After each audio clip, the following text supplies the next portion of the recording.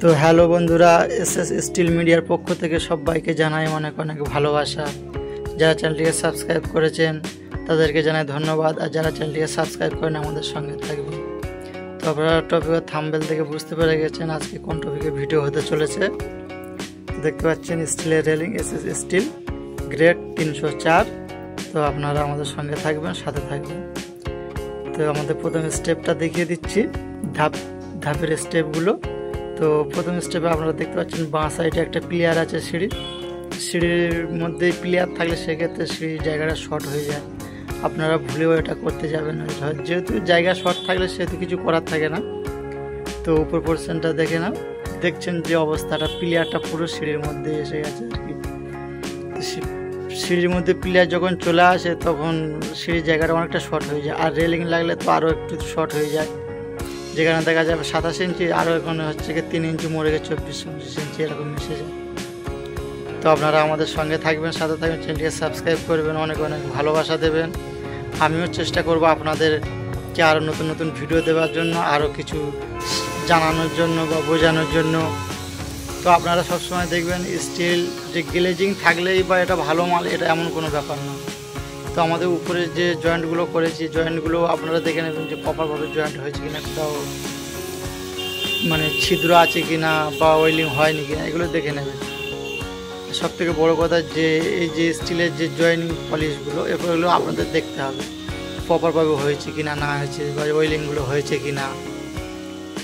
তো আপনারা দেখতে পাচ্ছেন আমাদের মোটামুটি নিচে যে খুঁটিগুলো অংশগুলো লাগানো হয়ে গেছে, আর যে জয়েনিংগুলো হয়েছে এগুলো গ্লেজিং দেওয়া হবে, পলিশ দেওয়া হবে। তো আমাদের নিচে যে পাইপগুলো আর কি 3 লাইন পাইপ গেছে, সরু পাইপটা 3 জ পাইপ অর্থাৎ 3-4। তো এই যে পাইপটা লেগে গেছে এখানে এবার হচ্ছে কি ওয়েলিং হবে, জয়েন্টগুলো ওয়েলিং হয়ে ওয়েলিংগুলো পলিশ হবে। তো আপনারা আমাদের সাথে থাকবেন, চ্যানেলটিকে সাবস্ক্রাইব করবেন, শেয়ার করে দেবেন, তারা অন্যরাও জেনে যাবে, আপনারাও জেনে যাচ্ছেন। তো আপনাদের সব থেকে বড়ো কাজ হচ্ছে কি স্টিলটা দেখতে হবে, গ্রেড দেখতে হবে, স্টাম্পটা দেখতে হবে যে কোন কোম্পানি কোন স্টাম্প আছে। 304 জিন্দাল, এটা হচ্ছে গ্রেড সব থেকে ভালো মাল। আর যদি 304 না থাকে তাহলে সে মালটা ভালো মাল হয় না। আমাদের পালিশের কাজ চলছে, জয়েনিংগুলো পালিশ হবে, যে জয়েনিংগুলো করা হয়েছে আর কি, জয়েনিংগুলো পলিশ করা হচ্ছে। জয়েনিং পলিশ হয়ে গেলে মোটামুটি আমাদের কাজ কমপ্লিট হয়ে যাবে। তো আমাদের জয়েনিং পলিশ করার পর ফিনিশিংটা আপনাদের দেখাবো। তো আপনারা ফিনিশিংটা দেখতে পাচ্ছেন, এখন আমাদের পলিশ কমপ্লিট হয়ে গেছে এবং যে জাম হয়েছে হোয়াইট সিমেন্ট দিয়ে। তো পলিশটা আপনারা একদম প্রপারভাবে দেখে নেবেন, মরসিন একদম পুরো মোটামুটি গ্লেজিং এসছে কিনা, যে নতুন পাইপ যেমন ছিল তেমনই হবে। তো আপনারা দেখতে পাচ্ছেন গ্লেজিংটা সেই একটা গ্লেজিং এসে গেছে, নতুন পাইপের মতো আর কি।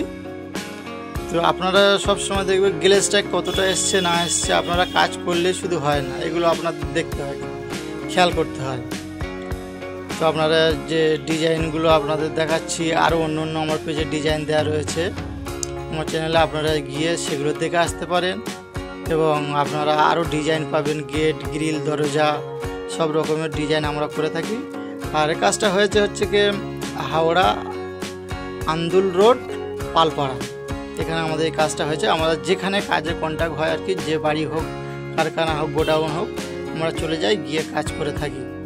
আর যে খুঁটিটা মেন পোস্ট যেটা দেওয়া আছে ডিজাইন আর কি, পাকানো টাইপের। তো ভালো থাকবেন, তো সঙ্গে